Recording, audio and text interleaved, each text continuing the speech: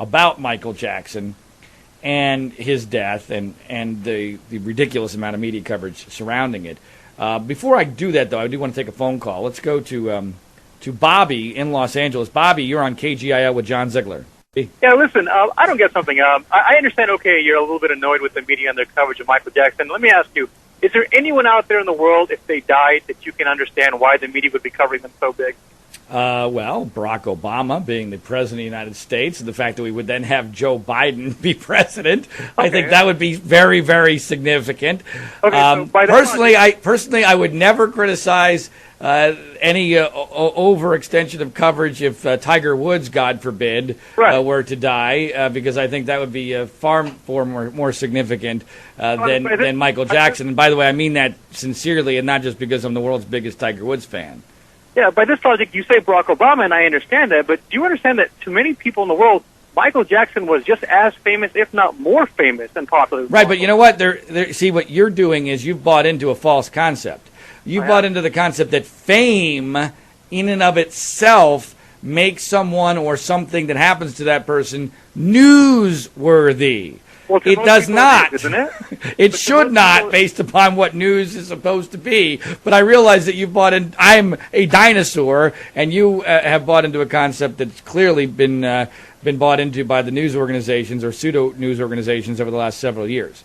So you think that the coverage has been perfectly fine? Like you mentioned, when they have news reports and people die, they try to figure out, is this going to be ratings? Do we want this?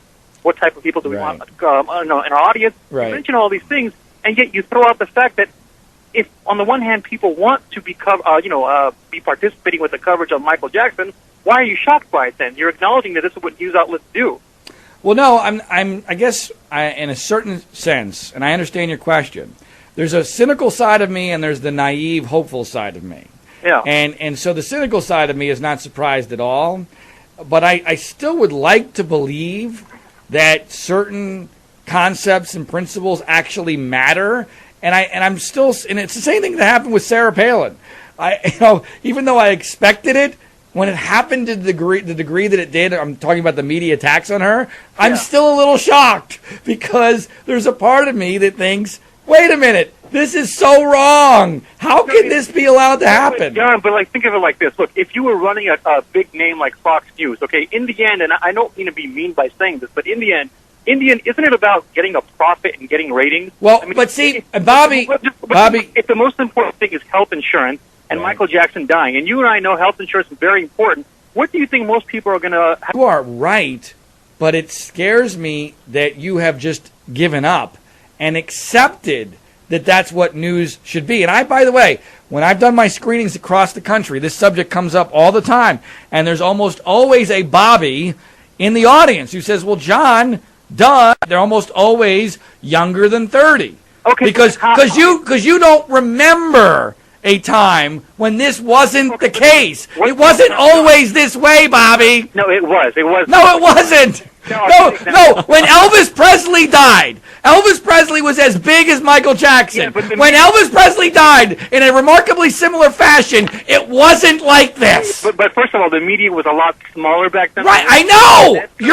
We're agreeing. No, but hold on. Then let me ask you, what's the alternative? And companies lose money, lose ratings, and people like John Ziegler go out of business. Well, I'm in a different business. I'm not in the news business. I'm in the commentary business. Talk radio business, right? I'm in the commentary. See, Bobby, this again really disturbs me, because you are mixing and matching, and I understand why, because the lines have been blurred. The lines have been blurred so badly, but you don't understand the difference between me as a commentator, and I can understand, because frankly, after this past election, most newscasters are commentators now. They made it very clear that they wanted you to vote for Barack Obama, and the majority of people did. But I'm not a news person. I am not a news person. You are, but hold on. But people get their news from you, number one. And number two, when you cover a talk radio program, are you telling me that you always take the story that's less, even if it gets... You're not listening to me, Bobby.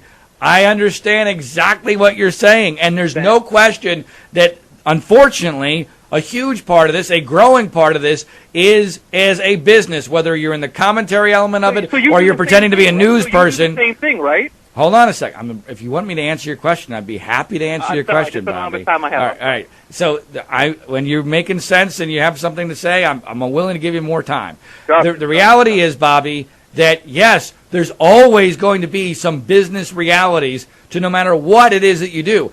Right. It's all about where you draw that line. Right. I'm going to draw the line when it comes to Micheal Jackson to commentating on what I see the significance to what we can learn about society and our news media, which, by the way, our news media now reflects society because it's all about ratings and because overnight ratings allows the news media to reflect society. Do you do the same thing? No, I do.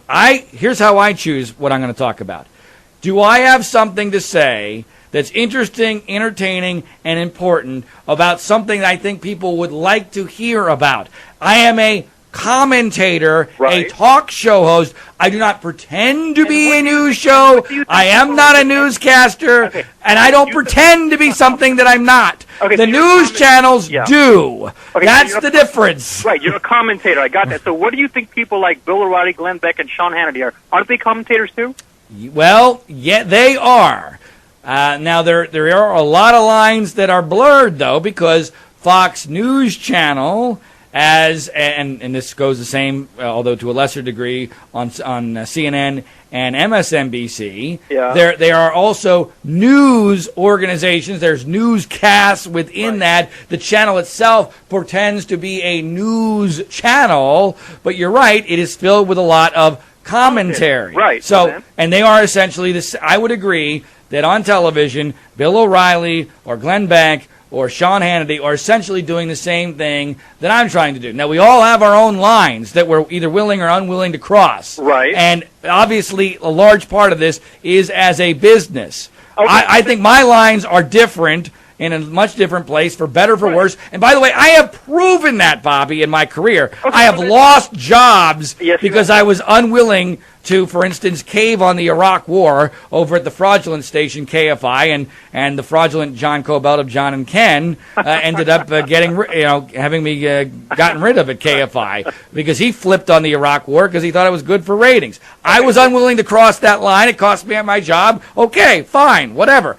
So, you can judge for yourself whether I draw the lines in proper places or not, but that's where I draw my lines. All right, so to recap here, because I want to make sure I understand John Ziegler. Yeah, please do. Yeah. John Ziegler. Well, when you figure me out, let me know, because I that would be good information, especially for my fiance. So you're acknowledging that people in the media, commentators, journalists, or whoever the hell you want to call them, they all, in the end, try to draw a line between ratings and importance. Well, I don't know. I don't think a lot of them draw any lines at all. Some of them, fine. I don't think they draw any lines at all, and I think the cap and trade Micheal Jackson disparity proves that. Hold on. And you're acknowledging that you sometimes do it, too. Not shocked. I already told you that I've run into this phenomenon that younger people have totally accepted this notion that this is not only what news is, but it's what news should be, and we should just all accept it. And Bobby, here's why. Bobby, and here's the most important point. Yeah. This is why it's incredibly important. Yeah. Once you accept the notion that news is to be dictated by the average person on the street, it's all over. The game is over because the average person on the street each and every day is getting more and more ignorant and it cares about more and more superficial and frivolous stuff. John, they're getting more educated. No, you're the internet is extremely useful in terms of what's getting. Yes. The internet is the bastion of enlightenment. But compared to the 50s and 60s, look, Bobby. Bobby, listen to my last one. Come on. No, Bobby, you lost me because you're making no sense now. If you're claiming, you think, have you been to the DMV lately? Right. People are morons. These are the same morons that are dictating media coverage because of overnight ratings. You're picking and choosing the more, but there are plenty of places today compared So you really think that the people that the cable infotainment channels are appealing to on the Micheal Jackson death are the college-educated, erudite elites who think long and hard about what's important in our society? You really believe that? No, I think they're doing it to people over 25, 35, and 45, 55. You think I'm the only guy that likes Micheal Jackson? Right. Well, so you are a Micheal Jackson fan. Of course I am. He was a humanitarian. He was a humanitarian. He helped kids who... And a humanitarian. He helped the kids by diddling them. No, so that's an interesting way of helping them. John, be fair. Didn't he go to hospitals with kids who were dying of cancer? And why do you think he did that? Why do you think he did that? Are you kidding me? Are you going to go that far? Are you serious? To me, there's certain things you do that eliminates everything else good you might have done, especially when you can certainly make an argument that he was doing it to cover his own tracks. Why sleep with a kid that has cancer? Why not go with one that does not have cancer? Why go to a hospital? Well, I'm not sure what is your argument? I don't even understand. You're implying that the reason he's helping kids who have health issues is because he wants to have pedophilia fun with them. No, I didn't say that. Okay, I'm saying so that he can convince people like you that he's not guilty of diddling the other ones. And it apparently worked because you're not that bright. So, Bobby, I appreciate the phone call. All right, that was take a lot longer than I expected. And so I'm going to have to readjust my timing of things. But we're still going to do the interview with on Cap and Trade at the top of the hour. We got a couple people who want to respond to Bobby. I'd be happy to take action.